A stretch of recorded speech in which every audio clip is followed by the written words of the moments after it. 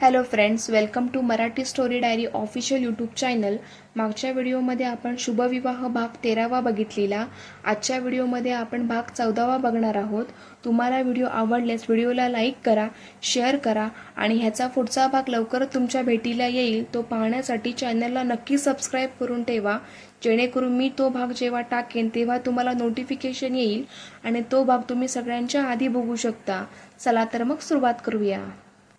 योगेश ऑफिसमध्ये बसून काही मेल करीत असतो, तसेच टेबलवर पसरलेल्या 3-4 फाईल पण बघत असतो. सोबत काही फॅब्रिक डिझाईनचे सॅम्पल पण बघत असतो.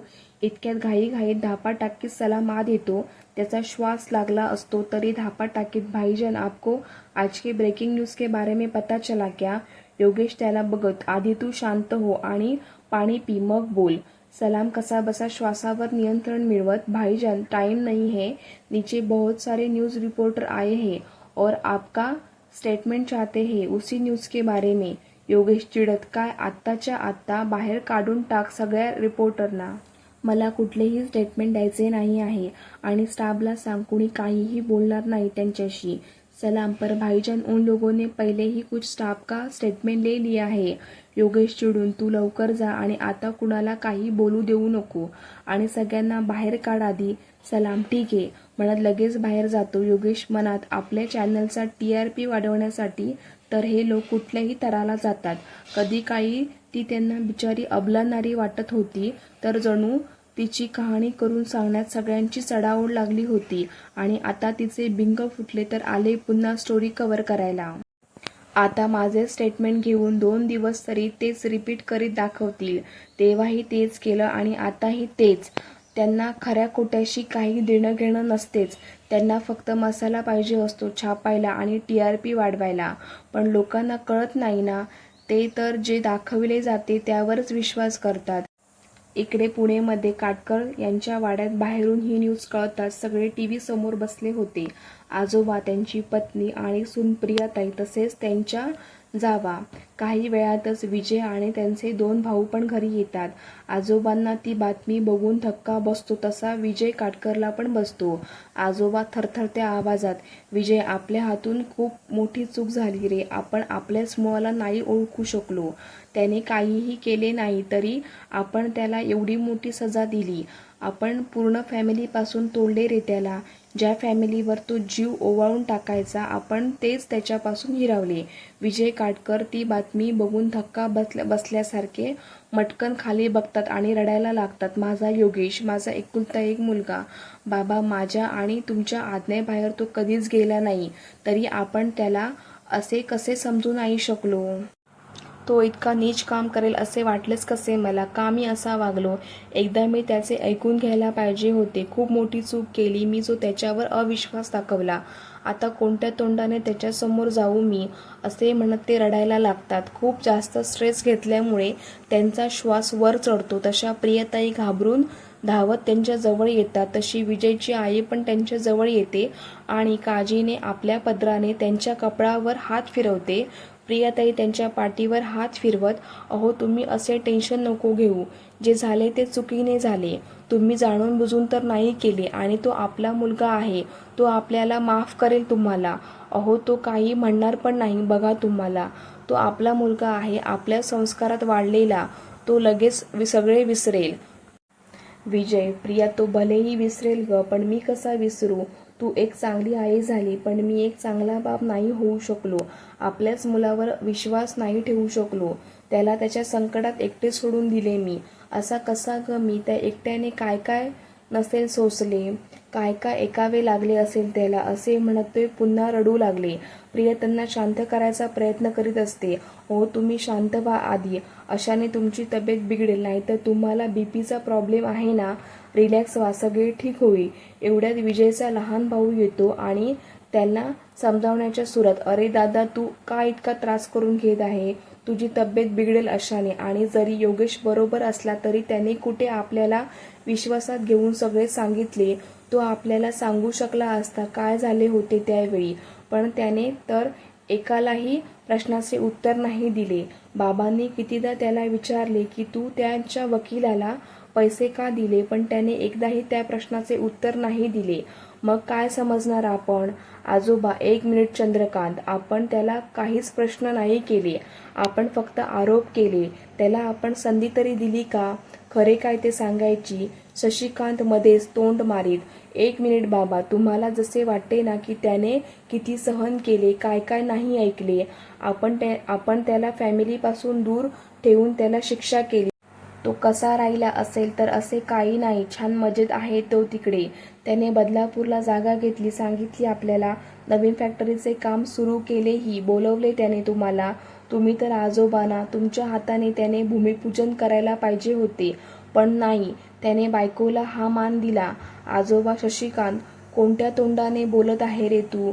सूर्याने किती विनवण्या केल्या होत्या तुला की त्याच्या लग्नाला योगेशला बोलवू दे, पण तू त्याची एक नाही चालू दिली. काय म्हणाले होते तुम्ही नवरा बायको की लग्नात जर तो आला तर तुम्ही दोघेही लग्नात नाही येणार. ते दोघे एवढे जवळचे, जीवाला जीव देणारे, आणि तू त्याला लग्नाला नाही बोलवले आणि म्हणतो जागा घेतली तर सांगायला पाहिजे होतं, भूमिपूजनला बोलवायला पाहिजे होतं. या 5 वर्षात कितीदा विचारलं रे तू त्याला? शशिकांत अडखळत, पण बाबा तुम्हीच तर त्याच्याशी संबंध तोडले, मग आम्ही कसे ठेवणार? आम्ही तुमच्या शब्दाबाहेर कधी गेलो का? आजोबा बरोबर, संबंध मी तोडले, तुम्ही ते तंतोतंत पाळले, तसे त्यानेही पाळले. त्याने पण आजपर्यंत माझा शब्द खाली नाही जाऊ दिला. मग त्याच्याकडून का अपेक्षा करता की त्याने काय घेतले, काय उभारले हे सांगायला पाहिजे? कशाला सांगेल तो? संबंध काय तुमच्याशी तुम्ही ठेवला का? आजोबांचा कंठ दाटून येतो. माझा सोन्यासारखा पोर, पण मीच नाही ओळखू शकलो. लोकांच्या बोलण्यात येऊन मी त्याच्यावर अविश्वास दाखवला, पण मी माझी चूक सुधारणार. मी चूक केली आहे, मी त्याला सगळ्यांपासून तोडले, मग आता मी त्याची माफीही मागेल. तसे आश्चर्याने शशिकांत आणि चंद्रकांत एकमेकांकडे बघतात आणि शशिकांत काहीतरी बोलायचा प्रयत्न करतो, पण बाबा त्याला हात दाखवून मध्येच थांबवतात आणि माझ्यामध्ये कुणीही बोलणार नाही. मला काय करायचे आहे काय नाही हे चांगले समजते. विजयकडे बघत, विजय उठ, चल, आपल्याला आत्ताच्या आत्ता निघायला पाहिजे, आता उशीर नको. प्रिया चल, पॅकिंग करा लवकर. प्रियाताई, हो मामंजी, लगेच करते. शशिकांत, पण बाबा असे लगेच कसे निघता येईल? आजोबा तू टेन्शन नको घेऊ, तुम्ही इथे थांबणार आहात, फक्त आम्ही आणि मुले जाऊ सगळे, तुम्ही दोघे थांबा इथेच, कंपनीत लक्ष द्यायला कुणी पाहिजे ना. शशिकांत आणि चंद्रकांत दोघेही चूप बसतात. इकडे विजया टीव्ही बंद करतात रुचाला फोन करीत तिला घरी भेटायला बोलवते. तशी रुचा पण लगेच अर्ध्या तासात तिला घरी भेटायला येते. विजया तिला आपल्या बेडरूममध्ये घेऊन जाते. रुचा सभोवताली बघून, वाव विजया, तुझी बेडरूम किती आलिशान आहे आणि सजवली पण खूप छान आहे. संपूर्ण बंगलाच खूप सुंदर आणि मस्त आहे. खालचे गार्डन आणि स्विमिंग टँक किती सुंदर आहेत. लकी आहेस यार तू विजया. ते सोड, मी तुला माझा बंगला बघायला नाही बोलवले. रुचा तिच्याकडे वळून, मग विजया, मग काय, तू बघितली ना न्यूज? रुचा, हो. विजया कमरेवर हात ठेवत, मग आता काय म्हणणे आहे तुझे माझे नवऱ्याबद्दल? रुचा बेफिकरपणे, ते जे सगळे बोलत आहेत की योगेश काटकर चांगला व्यक्ती आहे आणि तिने पैशासाठी त्याला फसवले होते. विजया, अच्छा, त्या न्यूजवाल्यांवर विश्वास आहे तुझा, आणि मी जीव तोडून सांगत होती तर तू मला बावळट म्हणाली होती. मला काही समजत नाही आणि मी कोणावरही विश्वास करते असंच बोलली होती ना तू?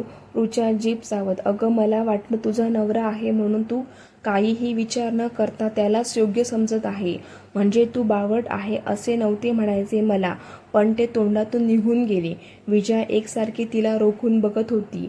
हे बघताच विषय चेंज करावा असे रुचाला वाटते. तिचे लक्ष विजयाच्या ड्रेसवर जाते. तो एक रेशीम हेवी वर्क केलेला अनारकली पॅटर्न ड्रेस होता. त्याचा गळा बंद होता आणि त्यावर लाल येलो रंगाची रेशीम वर्क होते. रुचा जवळ येत, वाव विजया, तुझा ड्रेस किती सुंदर आहे, पण तू असे बंद गळ्याचे ड्रेस केव्हापासून घालायला लागली?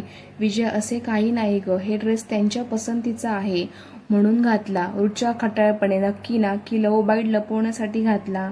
विजया कन्फ्यूज होत, लव बाईट? रुचा, आता काही समजले नाही असं नको दाखवू, निदान मला तरी. मी तुझी एकुलती एक फ्रेंड आहे, माझ्याशी तू सगळं शेअर करू शकते.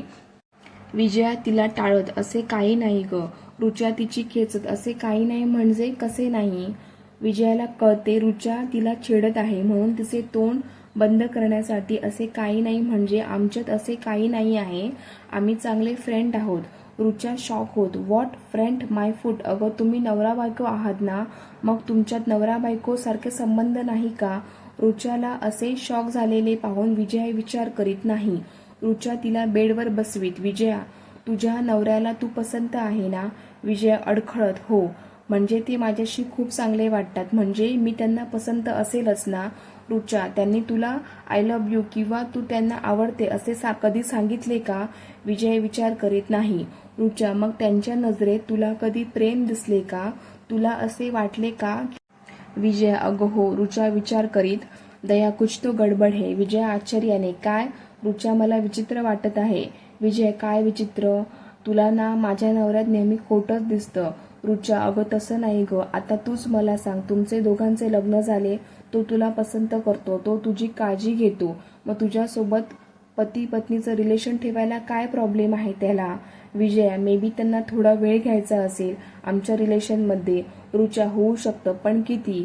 आता तर तुम्ही छान फ्रेंड झाले, एकमेकांशी गोष्टी शेअर करता, एकमेकांची काळजी घेता, ओळखता चांगले, मग आता किती वेळ घेणार? 2 महिने होतील ना लग्नाला? विजया संशयाने बघत. मग तुला काय वाटते, काय असेल यामागे कारण? रुचा विचार करीत. त्यांचे दुसऱ्या कुठल्या मुलीवर प्रेम तर नसेल आणि तुझ्याशी लग्न करावे लागले म्हणून निभवत आहे, पण तुला ती जागा नाही देऊ शकत आहे. विजया चिडून. असे काही नाही आहे. तू ना तुझ्या दिमागचे घोडे दवडणे थांबव आता. मागे त्यांचा जवळचा मित्र आला होता जेवायला, त्याने मला स्वतः सांगितले की याचे आजपर्यंत कुठल्याही मुलीवर प्रेम नव्हते, ना कॉलेजमध्ये ना नंतर. समजले? तू काहीही माझ्या डोक्यात भरवू नकोस. रुचा इतक्यात विजयाचा मोबाईल वाजतो, तशी रुचा चूप होते. विजया मोबाईल स्क्रीनवर बघत. माझ्या सासूबाईचा फोन आहे, तू शांत बस हा. तशी रुचा शांत सोप्यावर बसते आणि विजया कॉल रिसीव्ह करीत. हॅलो आई. प्रियताई. हा विजया, काय करीत आहे बेटा? विजया, काही नाही. प्रियताई, बातमी बघितली का तू न्यूजवर? विजया, आई बघितली ना मी. तुम्ही सगळ्यांनी बघितली का? प्रियताई, हो, त्यासाठीच फोन केला, आम्ही सगळे तिकडे येत आहोत. विजय आनंदाने. अय्या, खरंच का? प्रियताई हसत. हो हो, म्हणून म्हटले आधीच तुला कळवून घ्यावे, म्हणजे तू रामू काकांना सांगून जेवणाची सगळी तयारी करून ठेवशील. मग आले की मी बघते स्वयंपाकाचे. विजया, कशाला? मी करेन ना स्वयंपाक, मी जेवण रेडी ठेवेल, तुम्ही या.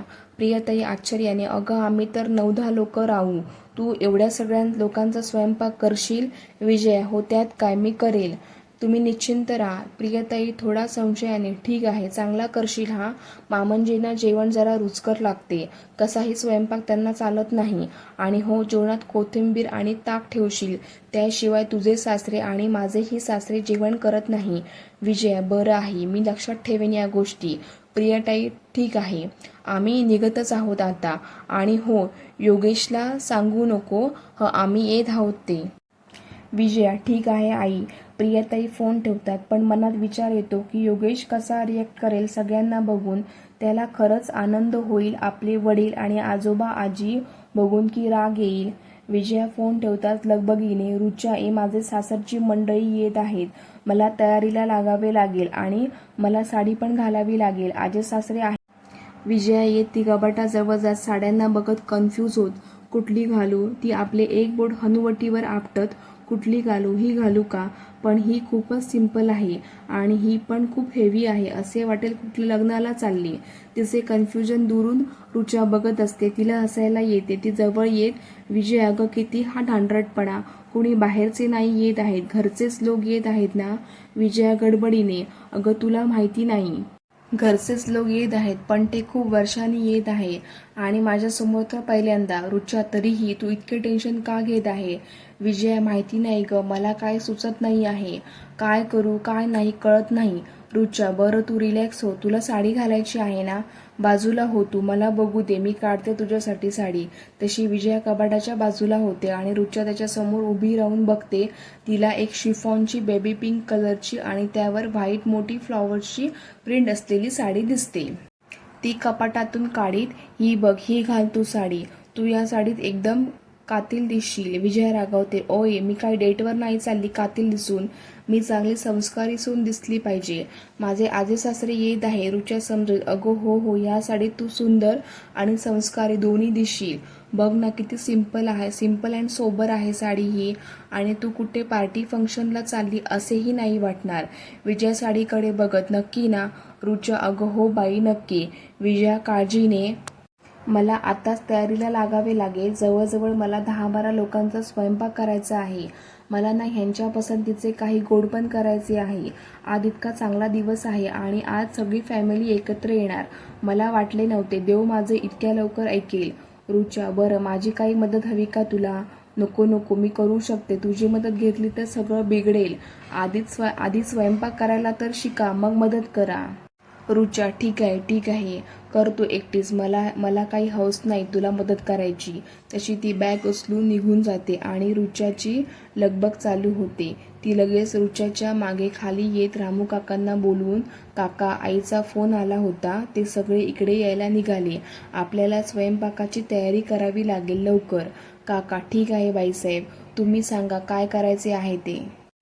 विजया. 10-12 लोकांचा स्वयंपाक आहे. मला कळत नाही आहे भाजी कशाची बनवू.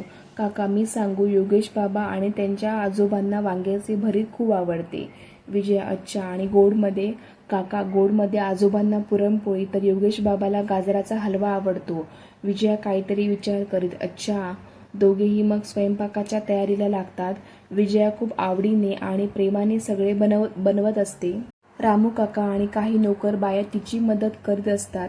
सगळा स्वयंपाक आटोपून विजया बेडरूममध्ये जाते आणि रुचाने काढून दिलेली साडी घालून साधासा मेकअप करून छान तयार होते. सायंकाळ झालेली असते. विजया वाट बघत असते. तसा वेळ तर झालेला असतो. ते सगळे कुठल्याही क्षणी येऊ शकतात. विजया देवघरात जाऊन निरंजन लावते आणि तुळशीजवळ दिवा पण लावते. इतक्यात गाडीचा हॉर्न ऐकायला येतो. विजया आणि काका बघतात तर गेटमधून 2 कार आत येतात. विजया लगेच पदर डोक्यावर घेते, पण शिफॉनची साडी असल्याने पदर डोक्यावरून खाली घसरून स्थिर होतो. कारमधून आजी आजोबा विजया आणि प्रियाताई उतरतात. आजोबा चालत चालत आत येतात, पण त्यांचे लक्ष बागेतल्या फुलझाडांवर, तिथल्या साफसफाईवर, तसेच तुळशीजवळ लावलेल्या दिव्याकडे जाते. तसे तिथे लावलेल्या सुगंधी अगरबत्तीच्या सुवासाने त्यांना प्रसन्न वाटते. आजी मात्र तुळशीजवळ येऊन थांबते आणि मनोभावे तिला नमस्कार करते आणि आजोबांच्या मागे मागे घरात प्रवेश करते. विजय प्रियाताई पण त्यांच्या मागे प्रवेश करतात. विजया त्यांचे प्रसन्न चेहऱ्याने स्वागत करते. लगेच दुसऱ्या कारमधून सूर्या, त्याची बायको दिशा, तसेच रोहन, शिशिर आणि वैजू उतरतात. चला मैत्रिणींनो, आजच्या पुरतं एवढंच. व्हिडिओ आवडल्यास व्हिडिओला लाईक करा आणि चॅनलला नक्की सबस्क्राईब करून ठेवा.